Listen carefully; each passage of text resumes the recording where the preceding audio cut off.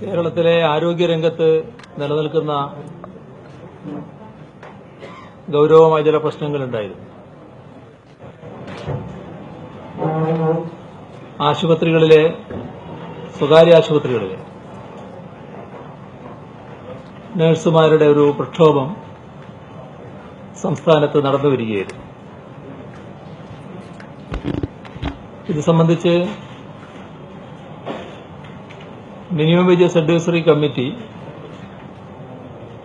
കാര്യങ്ങൾ പരിശോധിക്കുകയും ഒരു തീരുമാനത്തിലേക്ക് എത്തുകയും ചെയ്തിരുന്നു. ആ തീരുമാനം പ്രക്ഷോഭം നടത്തിയ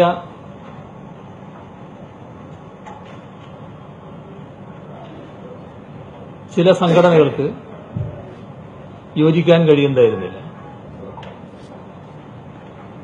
അതുകൊണ്ട് തന്നെ അവര് പ്രക്ഷോഭം തുടരുന്ന നില ഉണ്ടായി.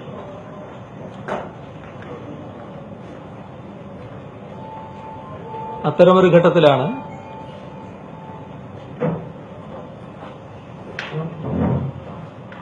ഇന്നത്തെ യോഗം നടത്താൻ സർക്കാർ തീരുമാനിച്ചത്. ഈ യോഗത്തിൽ വെച്ച് ഇക്കാര്യത്തിൽ തീരുമാനങ്ങൾ ഉണ്ടായിക്കഴിഞ്ഞിട്ടുണ്ട്. എല്ലാവരും അംഗീകരിക്കുന്ന തീരുമാനങ്ങൾ ഉണ്ടായിക്കഴിഞ്ഞിട്ടുണ്ട്. അതില് 29/1/2016 സുപ്രീം കോടതി വിധിയുണ്ടായത്. അതനുസരിച്ച് കേന്ദ്ര സർക്കാർ 24/2/2016 ഒരു കമ്മിറ്റിയെ നിയോഗിക്കുകയുണ്ടായി. ആ കമ്മിറ്റി നഴ്സുമാരുടെ ശമ്പള വ്യവസ്ഥ സംബന്ധിച്ച് ചില നിർദ്ദേശങ്ങൾ വെച്ചിട്ടുണ്ട്. അതില് ആദ്യത്തെ ഭാഗം വരുന്നത് 50 കിടക്കകൾ വരെയുള്ള ആശുപത്രികളുടെ കാര്യമാണ്. 50 കിടക്കകൾ വരെയുള്ള സ്വകാര്യ ആശുപത്രികളിൽ ജോലി ചെയ്യുന്ന നഴ്സുമാരുടെ ശമ്പളം 20,000 രൂപയായിട്ടാണ് ആ കമ്മിറ്റി നിർദ്ദേശിച്ചത്. ഈ നിർദ്ദേശം സംസ്ഥാനത്ത് പൊതുവെ നടപ്പാക്കേണ്ടതാണ് എന്ന് തന്നെയാണ് ഇന്ന് ഈ യോഗത്തിലുണ്ടായ ഏറ്റവും പ്രധാനപ്പെട്ട തീരുമാനം. എന്നാൽ അതിനു മേലെയുള്ള കിടക്കകളിലെ ആശുപത്രികളുണ്ട്.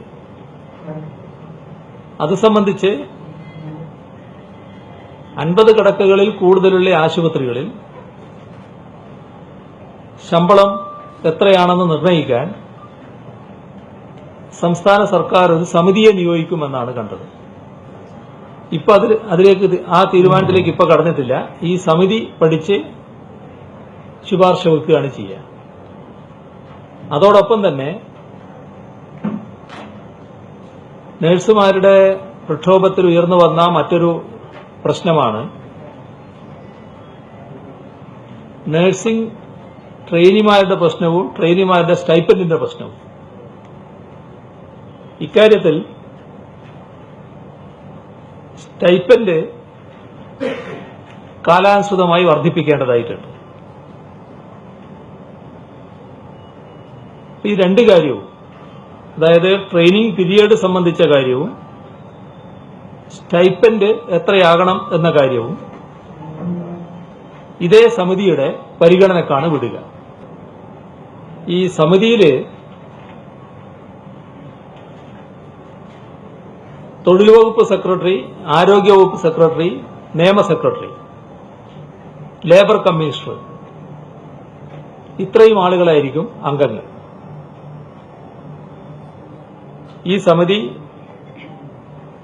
1 മാസത്തിനകം റിപ്പോർട്ട് സമർപ്പിക്കും. മിനിമം വേജസ് കമ്മിറ്റിക്കായിരിക്കും വേതനം പുതുക്കി നിശ്ചയിക്കാനുള്ള അധികാരം.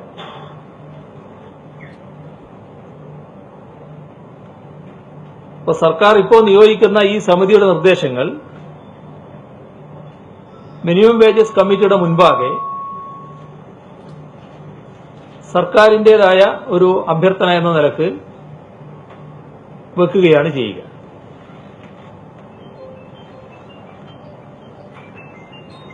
അവസാനമായി കണ്ടൊരു കാര്യം, ഈ സമരത്തിന്റെ ദിവസങ്ങളായിരുന്നു ഈ കഴിഞ്ഞ ദിവസങ്ങൾ. അപ്പൊ അതിന്റെ പേരിൽ വ്യത്യസ്ത മാനേജ്മെന്റുകൾ ജീവനക്കാരുടെ പേരിൽ പ്രതികാര നടപടികളൊന്നും സ്വീകരിക്കാൻ പാടില്ല എന്ന് പൊതുവെ കണ്ടു. അതോടൊപ്പം തന്നെ സമരരംഗത്തുണ്ടായിരുന്ന നഴ്സുമാരും ജീവനക്കാരും